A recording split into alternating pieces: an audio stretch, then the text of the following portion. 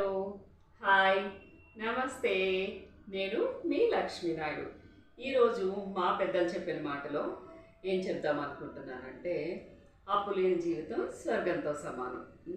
ఎందుకంటే మా నాన్నమ్మ అమ్మమ్మ గారి దగ్గరికి వాళ్ళ దగ్గరికిను ఏదైనా కష్టంలో ఉన్నా లేదు అని అంటే ఏదైనా కొనడం కానీ దేని గురించైనా అప్పుకి తీసుకోవడానికని వచ్చేవాళ్ళు అనమాట. వస్తే నానమ్మ అమ్మమ్మ చెప్పేవాళ్ళు, ఆ, బాబు ఇప్పుడు దేని గురించి అవసరమో అని చెప్పిన తర్వాత చెప్పేవాళ్ళు, ఎట్టి పరిస్థితుల్లో అప్పులు చేయకూడదు అని చెప్పేసి అని ఉన్నంతలో హ్యాపీగా ఉండండి, అప్పు చేసి పప్పు కూడు అన్నట్టు అప్పు చేయొద్దు అని ముఖ్యంగా వాళ్ళు ఏంటంటే రీజన్ అడిగి ఆ తర్వాతే అప్పిచ్చేవాళ్ళు అనమాట.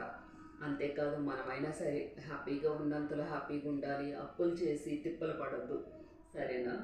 అప్పులు చేసిన తర్వాత ఇంటి మీదకి వచ్చి ప్రతి ఒక్కరూ అడుగుతూ ఉంటే కూడా పరువు కూడా పోతూ ఉంటుంది. ఎంతో అవసరమైతే తప్పితే ఎట్టి పరిస్థితుల్లో అప్పులు అవి చేయకండి. హ్యాపీగా ఉన్నంతలో ఏ పప్పు బువ్వో తిని హ్యాపీగా ఉండండి, సరేనా? కేవలం అప్పు చేయాల్సి వస్తే ఎప్పుడు అయితే విద్య, రెండు వైద్యం, ఈ రెండింటికి తప్పితే మిగతా వేటికి అప్పు చేయకండి, సరేనా? Bye bye.